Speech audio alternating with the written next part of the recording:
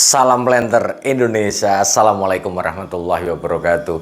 Di malam hari yang berbahagia ini ingin menanggapi sedikit dan ingin protes kepada salah seorang yang menuliskan komentar di YouTube bahwa bicara tentang kecambah kelapa sawit yang bersertifikat itu adalah ketidakberpihakan pemerintah terhadap petani.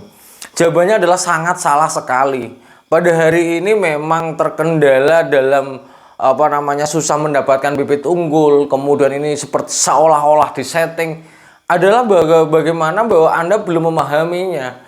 Sementara bahwa bagi para petani dan para planter semuanya, bicara tentang kecambah bersertifikat yang pada hari ini antri panjang ini bukan serta-merta settingan pemerintah atau settingan balai benih, itunya bukan. Namun memang kondisi antrian yang cukup panjang ini dikarenakan memang pemenuhan kecambah bersertifikat itu cukup besar. Cukup besar buat siapa? Misalnya kita sebut aja PPKS sebagai support untuk PSR, beberapa perusahaan yang membenihkan kecambah bersertifikat adalah ke perusahaan-perusahaan swasta perkebunan yang pada hari ini sudah masuk ke generasi kedua yang harus replanting untuk kebutuhan perusahaan itu sendiri.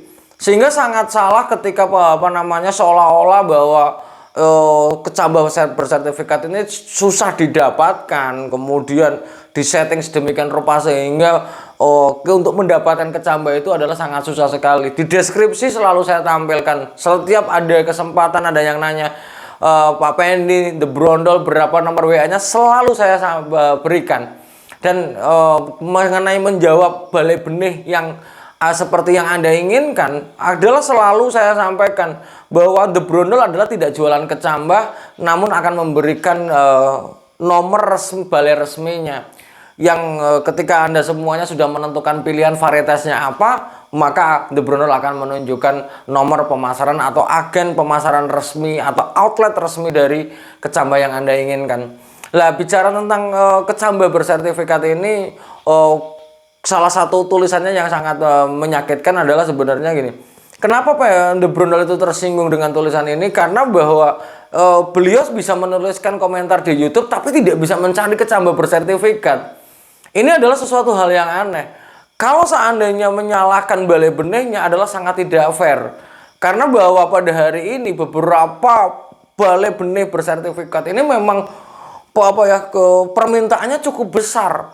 Dan sementara permintaan cukup besar tidak seperti kita jualan kacang goreng yang misalnya permintaan misalnya dari 500 bungkus menjadi 1000 bungkus, bila tinggal beli kacangnya digoreng itu gampang gitu lah. Sementara kecambah bersertifikat adalah kita harus melakukan penyerbukannya, keterbatasan pohon induk yang sekali lagi ada standar yang harus dilaluinya, sehingga tidak serta-merta untuk memenuhi kebutuhan kecambah itu langsung otomatis langsung kita bisa membuat sebanyak mungkin dengan mengabaikan kualitas, sangat tidak mungkin. Sekali lagi The Brondol bukan penjual kecambah, namun The Brondol akan menunjukkan yang benar adalah benar.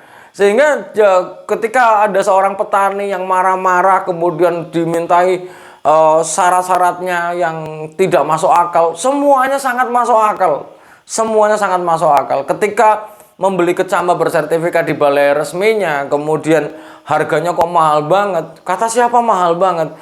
Ketika dibandingkan dengan investasi bibit abal-abal, dibandingkan dengan bibit bersertifikat, ya jauh sekali. Ketika logikanya adalah Anda beli bakso yang sudah memiliki potensi rame, itu mesti rata-rata enak. Atau membeli bakso yang murah tapi kita nggak tahu rasa di sana sepi, kemudian tidak tertakar potensi rasanya, itu nggak ada gitu loh. Ini adalah sebuah logika pembelian kecambah kalau dibilang mahal atau tidaknya. Sementara kita melakukan misalnya mau beli bakso, kita berharap nyaman menikmati baksonya, kenyang menikmati baksonya, dan yang pasti rasanya enak. Begitu juga dengan kecambah bersertifikat di dalam investasi perkebunan kelapa sawit adalah memegang suatu peranan yang sangat penting. Ketika kita berinvestasi, menggelontorkan biaya dari pembukaan lahan sampai sampai panen berkisar 50 jutaan misalnya yang memenuhi standar ya, atau cost to mature-nya itu sampai 50 jutaan. Apakah kita hanya berharap kepada bibit-bibit yang tidak memiliki potensi, dan bukan sekali bibit-bibit yang tidak diketahui potensinya? Apakah ini yang mau kita tanam? Kemudian menanggapi syarat-syarat yang tidak masuk akal, ini adalah sangat tidak fair ya. Ketika kita membeli kecambah, kita diminta fotokopi KTP, kemudian surat tanahnya adalah untuk menunjukkan di mana kecambah itu akan ditanam. Sehingga nanti akan terpetakan oleh balai benihnya di mana saja kecambah-kecambah itu akan ditanam. Jangan sampai menanam surat tanahnya nggak ada, kemudian siapa yang membelinya, jangan-jangan yang membeli anak-anak gitu. Jadi ketika dimintai syarat pada hari ini pembelian kecambah bersertifikat, syaratnya sangat mudah, hanya 2, KTP ataupun surat tanah. Surat tanah juga bukan harus sertifikat, SKGR ataupun surat camat bisa kita jadikan untuk dasar pembelian kecambah bersertifikat ini. Nah, bicara tentang tadi pemenuhan kebutuhan kecambah, pohon induk di dalam balai benih kecambah sangat terbatas. DP, Dura, kita silangkan dengan Piscifera untuk menghasilkan tenera. Tenera yang kita hasilkan adalah berasal dari pohon induk yang memiliki standar tertentu. Jadi jangan dipikir semua pohon kita nanam 300 hektar semua tanaman bisa dijadikan induk. Duranya 200 hektar misalnya. Gitu misalnya nih, mungkin banyak orang berpikir, ya tinggal kita nanam duranya aja 200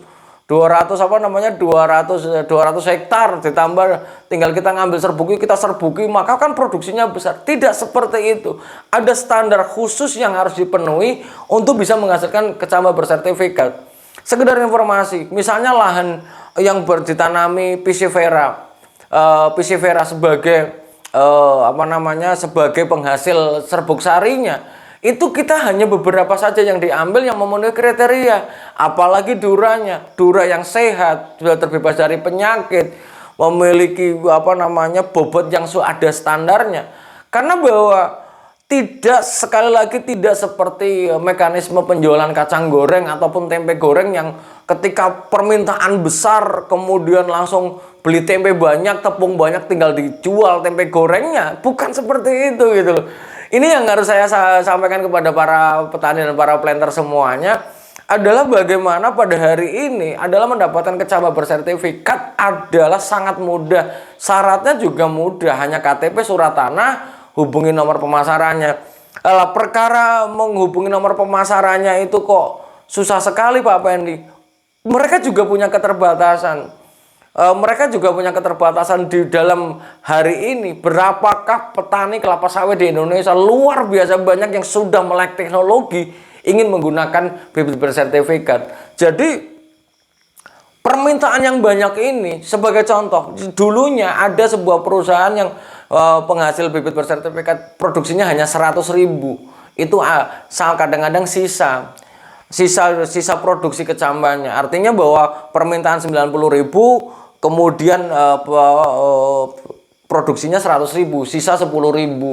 Namun pada hari ini dia sudah meningkat sampai 400.000 kecambah pun, namun tetap antri 3 bulan, 4 bulan. Karena apa? Karena besarnya, sekali lagi, karena besarnya permintaan dan keterbatasan pohon induk yang dijadikan penghasil kecambah bersertifikat yang unggul ini. Sehingga kalau bahasa Wonosobonya itu jangan nyacat saja, kita harus paham dulu. Sehingga dengan adanya bibit bersertifikat, masyarakat diajak untuk bagaimana kita menanam bibit kelapa sawit yang memiliki potensi yang sudah kita ketahui. Ketika bibit yang kita tanam adalah abal-abal misalnya, bibit yang kita tanam abal-abal, seberapapun pokoknya, seberapapun banyak pupuknya yang diberikan kepada pokok ini, maka memiliki keterbatasan. Ini ada suatu hal yang sangat menarik, Pak Wendy. Ketika kita nanam abal-abal, tidak seperti teori yang disampaikan Pak Wendy. Katanya ketika kita nanam kentosan akan menghasilkan 25% Dura, 25% Piscifera, dan 50% Tenera. Dan ketika kita tanam di lapangan kok toh pesiferanya hanya misalnya hanya 10% atau 20%. Kembali lagi bahwa teori Mendel yang menghasilkan 25% dura, 25% pisifera dan 50% tenera adalah hasil murninya. Ketika dia jadi kentosan, maka mungkin alam juga sudah menseleksi karena kita mengambil di lapangan. Lah kalau bicara tentang ketika bibit abal-abal, ini yang justru malah bahaya adalah justru bibit abal-abal yang mengatasnamakan sertifikat yang notabene adalah penyerbukannya asal-asalan. Lah karena kembali lagi ada beberapa faktor negatif ketika kita menggunakan bibit abal-abal yang kita jadikan bahan tanam di lapangan. Selain kita tidak tahu potensinya, kemudian kemungkinan segregasi artinya bahwa penyimpangan genetik yang banyak dari bibit ini juga mungkin terjadi. Karena tidak hanya satu atau dua orang saja yang melaporkan, Pak Pendik, tanaman saya kok bibitnya banyak landaknya atau banyak cengkehnya. Saya tanya bibitnya apa? Bibitnya adalah tidak diketahui. Orang beli ladang 80 juta per hektarnya, ternyata dicek buah cengkehnya lebih daripada 50%. Bu, ketika kita menggunakan kecambah bersertifikat, ini adalah sangat diminimalisir. Kemudian banyak penjual, pemerintah juga tidak memberantas. Kata siapa? Diberantas. Namun saking produksi bibit abal-abal, maka produksi bibit abal-abal itu luar biasa besar. Karena minat masyarakatnya besar. Sehingga kunci di malam hari ini yang ingin saya sampaikan adalah seperti ini. Ketika para petani dan para planter semuanya ingin menanam bibit bersertifikat, pastikan beli pada outlet resminya. Ketika menghubungi outlet resminya adalah sangat mudah sekali untuk berkomunikasi di jam kerja. Jangan dikira bahwa bagian pemasarannya itu juga punya kehidupan pribadi yang tidak mungkin mereka akan melayani 24 jam, tidak. Mereka juga punya jam kerja, jam 8 pagi, misalnya jam 9 sampai jam 4 sore, monggo dihubungi. Jika memang belum bisa dihubungi, mungkin mereka sibuk, yang nantinya pasti akan dihubungi, akan dijelaskan, oh harus antri sekian panjangnya, syarat-syaratnya apa saja. Hal inilah yang harus dipahami. Kemudian, jangan tergoda bibit bersertifikat dari siapapun. Ketika toh harus memilih marjal ataupun penjual ataupun makelar pembelian kecambah bersertifikat, pilih marjal yang benar-benar sudah qualified. Dan saat ini untuk mendapatkan bibit bersertifikat juga sangat mudah. Maka gunakanlah akun media sosial Anda untuk bergabung dengan kelompok-kelompok atau di grup-grup kelapa sawit yang memang mengakomodir hal itu. Kemudian jangan sampai tertipu, misalnya beli di Lazada ataupun Bukalapak ataupun Shopee. Jangan, karena mereka tidak akan menjual bibit bersertifikat. Dan ingat, marjal tidak pernah jualan dari Shopee gitu loh. Jadi ketika kita ngomongin marketplace manapun lah, saya bilang itu tidak ada yang original bibit bersertifikat. Karena membeli bibit bersertifikat adalah harus ada syaratnya. Kemudian beli misalnya 200 kecambah pun akan dikasih sertifikat yang menandakan bahwa bibit itu asli. Nah, menggarisbawahi jangan pernah percaya siapapun adalah karena beberapa the brondol menyusur ke bawah, masih banyak yang jual. Entah orang yang terkemuka, entah siapapun, jangan pernah percaya membeli bibit dari mereka, apalagi masih percaya dari pintu samping, pintu belakang dan sebagainya, adalah hal yang sangat tidak mungkin. Sekali lagi, ketika bibit lewat pintu belakang tapi jualannya bisa ribuan, misalnya PPKS ataupun Sain ataupun Lonsum, quality control ataupun pengecekan karyawan sendiri untuk pulang aja sangat akan dicek. Itu. Jadi jangan percaya pintu belakang. Jangan lewat pintu belakang ternyata yang buat adalah orang dalam, orang memang pekerja di bagian breeding yang dia mau mengecambahkan sendiri. Karena bahwa ketika kelapa sawit orang yang kerja di breeding, dia pasti akan tahu bagaimana caranya membuat kecambah supaya tumbuh secara seragam. Sehingga jangan tertipu oleh hal-hal ini. Oleh sebab itu para planter dan para petani semua di malam hari yang berbahagia, dan mohon maaf jika memang ada yang tersinggung, monggo saja. Tapi bahwa tujuan The Brondol adalah visi misinya adalah bagaimana mencerdaskan petani kelapa sawit menggunakan bahan tanam yang terbaik. Jangan sampai menggunakan bahan tanam yang katanya, tapi ujung-ujungnya adalah abal-abal. Mungkin itu saja yang dapat saya sampaikan, karena cukup menolak gitu apa namanya komentar itu, karena mungkin bapak ini juga nggak jalan-jalannya belum jauh ya, jadi serasa semuanya yang dipersalahkan adalah Balai Benih, pemerintah sendiri, dan tidak melihat kondisi kelapa sawit Indonesia pada hari ini. Sekali lagi, mendapatkan bibit yang bersertifikat adalah sangat mudah. Dan jika memang pengen mendapatkan bibit bersertifikat yang mudah, untuk bagaimana mendapatkan nomor pemasarannya, silahkan chat saya. Dengan segala keterbatasan Penny, saya bekerja di sebuah perusahaan perkebunan kelapa sawit, saya juga punya tanggung jawab.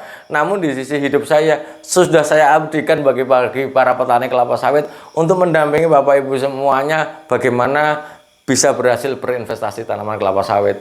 Semoga Allah memberikan kesehatan dan kebahagiaan tanpa syarat bagi kita semuanya, dan melapangkan jalan rezeki yang halal dan tidak disangka-sangka bagi saya, Anda, dan semuanya, dan mendekap kita dengan kesehatan. Terima kasih. Salam Planter Indonesia. Assalamualaikum warahmatullahi wabarakatuh.